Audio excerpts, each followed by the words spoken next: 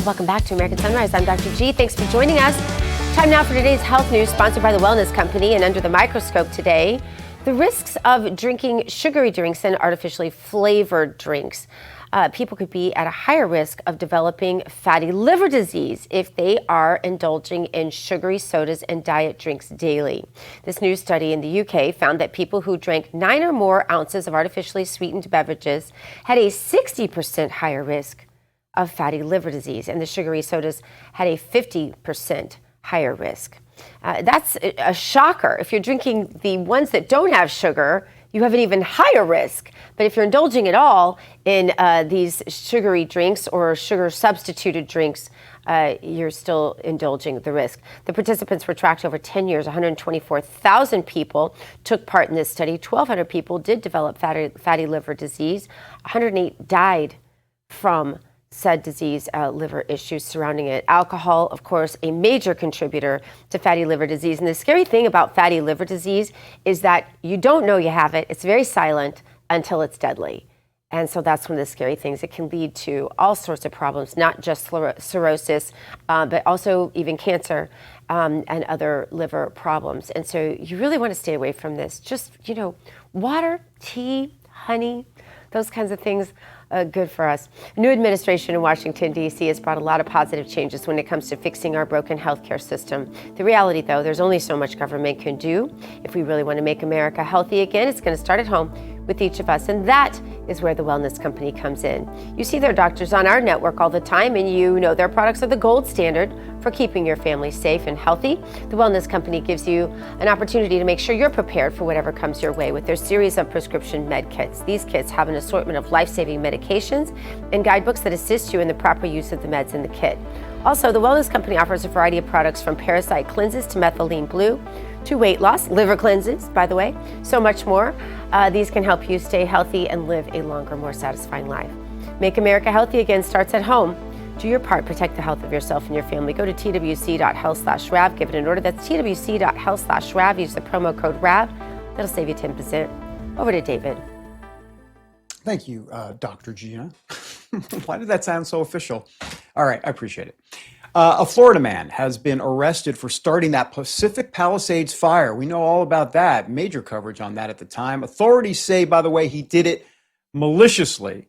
Officials say 29-year-old Jonathan Rinderknecht is now facing federal charges in connection to the fire, including destruction of property by means of fire. He now faces between 5 and 20 years in prison. He reportedly lied about where he was when the fire broke out. The Palisades fire caused more than $250 billion in damage. It left 12 people dead, destroyed more than 6,800 structures.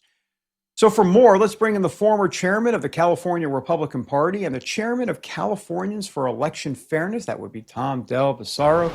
Tom, so authorities say on the day that he lit the fire, he was angry and agitated. He was listening to a rap song with a music video that showed literal objects being lit on fire. There's still no clear motive specifically. I'm curious to get your thoughts this morning. Good morning to you.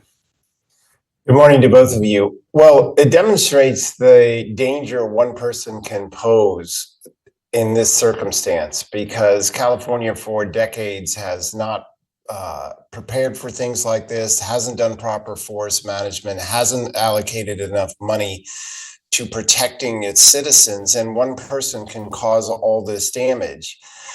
And you can look to the greater issue of sort of the breakdown of our society. I mean, what would lead someone to do this? Anyone would know what a significant risk this is. So if you're looking for motive, the motive is a generation perhaps lost because our society imposes or teaches no values at any level. For most of our country's history, values were a part of our educational system and life was cherished. That, of course, is no more. Yeah. I mean, this guy deserves the death penalty. There are people that are dead. He won't get it. I mean, I'm sorry to be cynical, but he won't get it. But he deserves it. 12 people dead, numerous, hundreds of livelihoods, homes, businesses, irreplaceable things. People's whole family histories, their photographs, their wedding albums, war mementos, from their dead loved ones. The list goes on, and it's really heartbreaking when you take a hard look at it, Tom. But there is prosecution needs to happen to California politicians, Tom. I've been writing about this since I lived there. You've been fighting this your whole entire life and career as well. I was writing 20 years ago about the Delta smelt, the 3 fish that are still to this day, as far as I know, being preserved and coddled instead of the waterways that needed to be made available. This has burned down farms well before this. And then they have the unmitigated gall, Tom, to go on national television, people like Gavin Newsom, but a million others, Governor Brown did it before him, and say things like, this was all caused by climate change. They love to use these wildfires as climate change, when in fact, the people responsible before this arsonist ever lit a match, or probably was even born, to be honest, are the politicians who refuse to restore the water highway that is so necessary in California, that burns farms every year that we never even hear about, right? Has completely destroyed these poor farmers, many of them Republican, so no one cares, and they take gleeful pride in the fact that this happens. Tom, I could literally talk the rest of this, but there's only about 90 seconds left, and I need to give it to you. I would say you're on fire, but that's really inappropriate for this particular segment. You are 100% right. There's no accountability. My Facebook post yesterday was they made an arrest related to the fire, and his name wasn't climate change. They immediately went up and tried to tell Americans that, this is the fault of me driving an SUV. California, you well know this. California over the last 20 years has seen either somewhere between 300,000 and 2 million acres burn a year. And that is on the rise because of decades of mismanagement. And California as a whole has been completely mismanaged. And yet somehow Gavin Newsom leads among Democrat candidates for the nomination.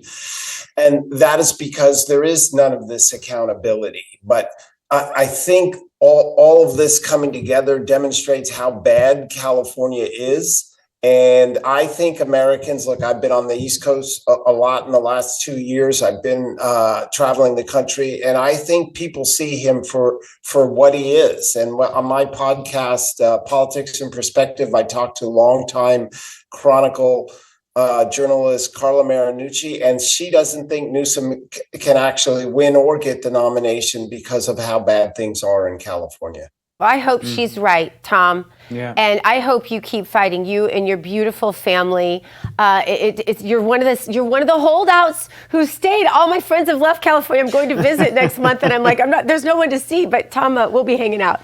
It is so great that you continue this fight. You're doing a lot. No on Prop 50. No on Prop 50. No on folks. Prop 50. And Tom Del Beccaro, an old friend. Thank you so much for being here. All right, take care. Thanks, Tom. All right, coming up, former Fox News and NBC host Megyn Kelly speaking out about Joy Reid and her new ventures. And let's just say there's no love lost from Megyn Kelly. We have her comments next. American Sunrise continues.